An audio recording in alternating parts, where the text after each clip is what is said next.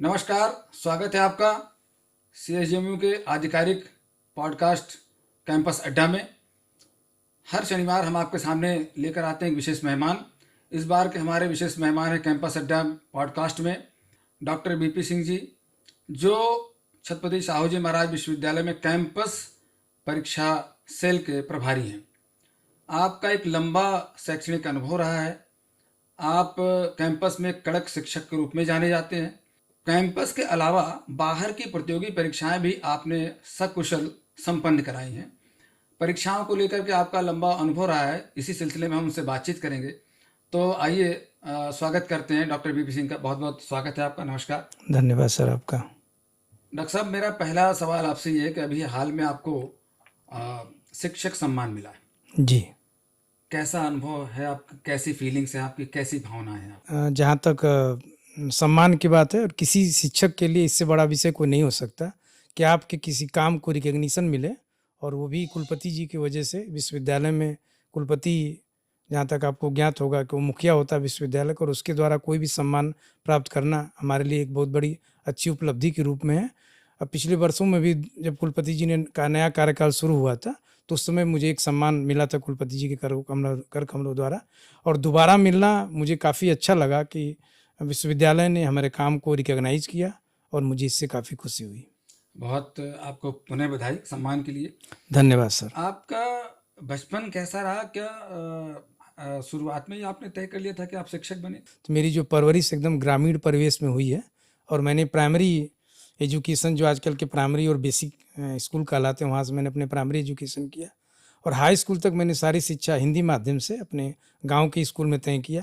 लेकिन उसके बाद मेरी अपनी जर्नी शुरू हुई, और मैं वहाँ से फिर शहर की तरफ मूव किया, जो आजकल काशी और वाराणसी को जिसको आप लोग बोलते हैं। और वहाँ से शुरुआत करते हुए वाराणसी के कॉलेजों महाविद्यालयों से शुरू होकर मैं जो है काशी हिंदू विश्वविद्यालय पहुँचा।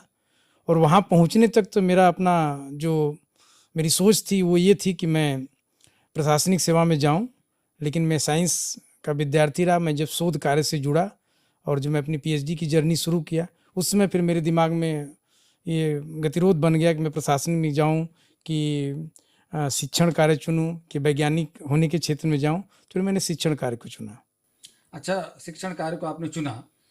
आप कैंपस के परीक्षा प्रभारी हैं। जी जाहिर है व्यस्तताएं बहुत हैं आपके पास जी में। हमारे कैंपस में लगभग 15,000 के आसपास छात्र हैं, जी और कई विषय हैं, कई स्कूल हैं, कई डिसिप्लिन हैं। जी विभिन्न विषयों में परीक्षा की योजना बनाना, परीक्षा को संपादित कराना, डाटा एकत्र करना, उसके बाद स्कीम बनाना बहुत श्रम साध्य कार्य है। जी लेकिन दूसरी तरफ आपका एक मुख्य कार्य है शिक्षक का। जी। दोनों के बीच तालमेल कैसे बिठाते हैं? जैसा कि आप पूछना चाह रहे हैं कि मैं शिक्षण कार्य और ये जो प्रशासनिक काम दायित्व है कैंपस परीक्षा प्रभारी का, दोनों के तालमेल का है, तो उस संबंध में आपको ये बताना चाहूँगा कि शिक्षण हमेशा मेरा पैशन रहा है।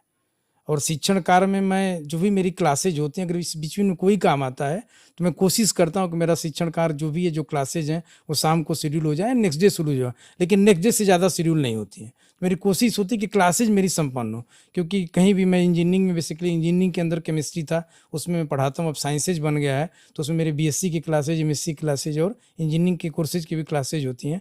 तो क्लासेज में और इस परीक्षा कार्य में काफ़ी समन्वय बनाया हुआ हूँ, जिससे कभी मेरी क्लासेज प्रभावित नहीं होती हैं, और परीक्षा कार्यों का भी संपादन में अच्छे कार्यों से करता हूँ। बहुत बढ़िया। आपने बताया कि बहुत अच्छी तरीके से तालमेल करते हैं। कुछ एक्स्ट्रा समय भी इसके लिए देना पड़ता होगा, क्योंकि भाई दोनों काम बड़े इंपॉर्टेंट हैं, क्योंकि शिक्षण भाव से और ज्ञान से होता है, और आपका जो परीक्षा है ये टोटल मैकेनिकल कार्य है। तो ये अच्छा सवाल आपका रहा। जी। ये काफ़ी टफ मेरे लिए रहा है कि क्योंकि मैं सुबह 10 से क्लासेज होती हैं, या 9 बजे से भी कभी कभी क्लासेज होती हैं। अक्सर मैं देर रात को बैठता हूँ, और कोशिश करता हूँ कि शाम को 5 बजे के बाद जो भी परीक्षा के कार्य हो, या छुट्टी कार्य दिवसों में, अवकाश के कार्य दिवसों में, मैं कोशिश करके अपने परीक्षा कार्य को संपादित करता हूँ। छात्रों के साथ आपका अनुभव कैसा है? मतलब विभिन्न प्रकार के छात्र आते हैं और विभिन्न विषयों के छात्र होते हैं। कॉम्पिटिटिव एग्जाम्स के भी छात्र बहुत दूर से आते हैं, और अक्सर ये कहा जाता है कि आपकी छवि एक कड़क पेशेवर परीक्षा नियंत्रक या परीक्षा संचालक की है। तो छात्रों के साथ आपका अनुभव कैसा रहा? कुछ इस बारे में मुझे बताएंगे।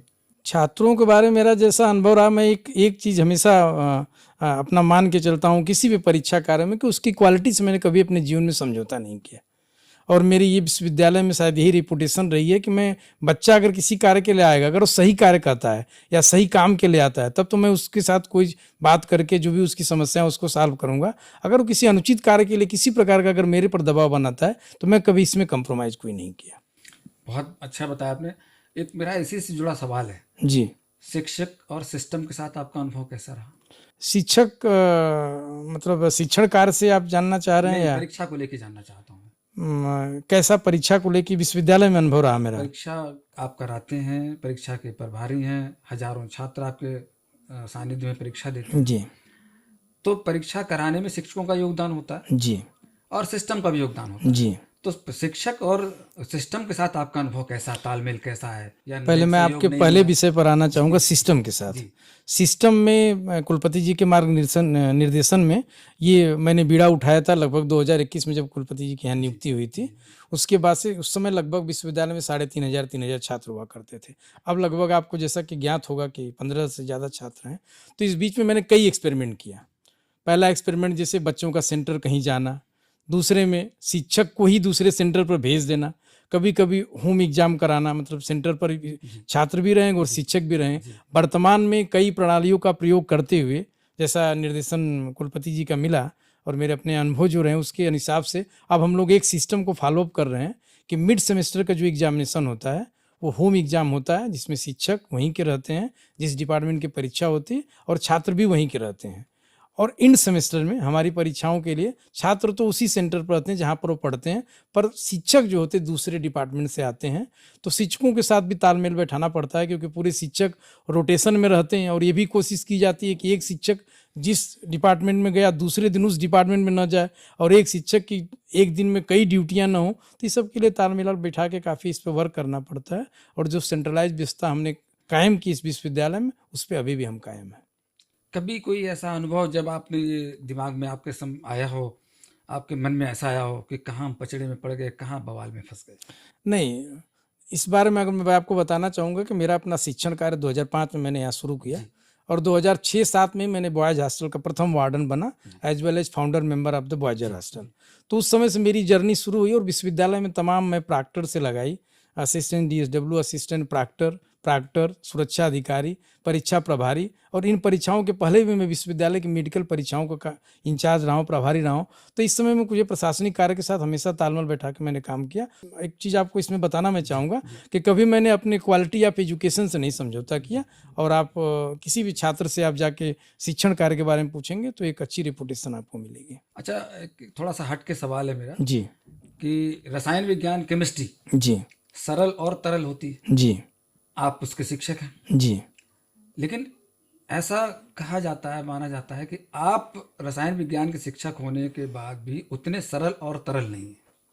नहीं, ये तो लोग अपने दिमाग में ऐसा बैठा रखे होंगे कि मैं तरल नहीं हूँ। मैं तरल बिल्कुल हूँ। अगर तरल नहीं रहता तो इतनी ज़्यादा विद्यार्थियों को मैं हैंडल करता हूँ। और आपको शायद ये जान के खुशी होगी कि विगत जितने वर्षों से मैं परीक्षा करा हूँ किसी प्रकार के ऐसी व्यवधान नहीं पैदा हुई कि कोई परीक्षा कार्यक्रम मुझे स्थगित करना पड़ा या किसी छात्रों के विरोध का मुझे सामना करना पड़ा। तो मैं जो भी सिचुएशंस आती है उसको बहुत अच्छी तरह से हैंडल करता हूँ। किसी प्रकार का कोई इसमें बवाल या किसी प्रकार की समस्या मुझे अब तक नहीं आई है। कभी मानसिक तनाव का सामना करते हैं? मानसिक तनाव का जरूर सामना करना पड़ता है। कभी किसी बच्चे को आप मान लीजिए किसी बच्चे को रोक रहे हैं और किसी बच्चे को परीक्षा अनुचित साधन का प्रयोग किया जाता है। हर साल कुछ बच्चे नकल में पकड़े जाते हैं तो वो भी दबाव आते हैं, लेकिन उन सबको मैं काफ़ी उचित तरीके से हैंडल करता हूँ। अच्छा, अभी बहुत जल्दी अगले हफ्ते से आपके निर्देशन में मिड सेमेस्टर एग्जाम कैंपस के स्टार्ट होने वाले हैं। कैसी तैयारियां हैं, कितने छात्र हैं, क्या क्या आपने विशेष विषय? छात्र जैसा कि मैं बता चुका हूँ कि इस बार पिछली बार 12,500 छात्र थे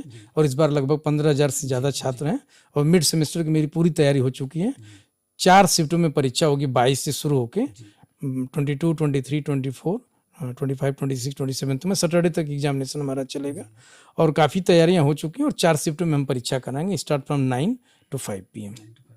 और इसमें एक चीज़ इस बार जरूर हम लोगों ने किया है कि जो भी लड़के 60 अटेंडेंस है और 75% से जो लोग भी कम हैं उनको हम परीक्षा से वंचित करेंगे, क्योंकि ये गुणवत्ता किसी भी परीक्षा के लिए रेगुलर होना छात्रों का, छात्र छात्राओं का बहुत ही जरूरी है। जैसा कि कुलपति जी का निर्देश भी है, कोई इसको हम फॉलो कराएंगे।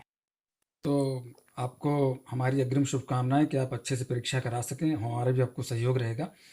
एक आखिरी सवाल मेरा था कि छात्रों के लिए आप कुछ एज ए परीक्षा प्रभारी नियंत्रक कुछ कहना चाहेंगे, संदेश देना चाहेंगे?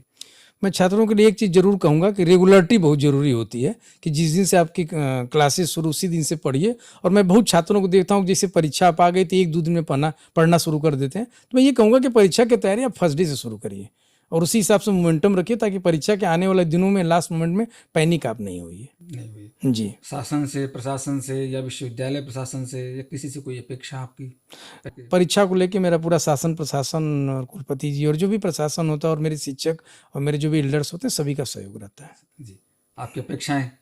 मेरी कोई अपेक्षा नहीं, बस मैं सबसे सहयोग की उम्मीद करता हूँ। इस कार्यक्रम कैंपस अड्डा में आए, हमसे आपने बात की, बहुत सारे विषयों पर आपने जो है विस्तार से प्रकाश डाला, अपनी जर्नी के बारे में आपने बताया। मिड सेमेस्टर परीक्षाएं जो होने वाली हैं उनके बारे में भी आपने विस्तार से बताया हमें। आपका बहुत बहुत धन्यवाद और आने वाली परीक्षाएं और आपके जीवन के लिए बहुत बहुत शुभकामनाएं। धन्यवाद आपका बहुत बहुत।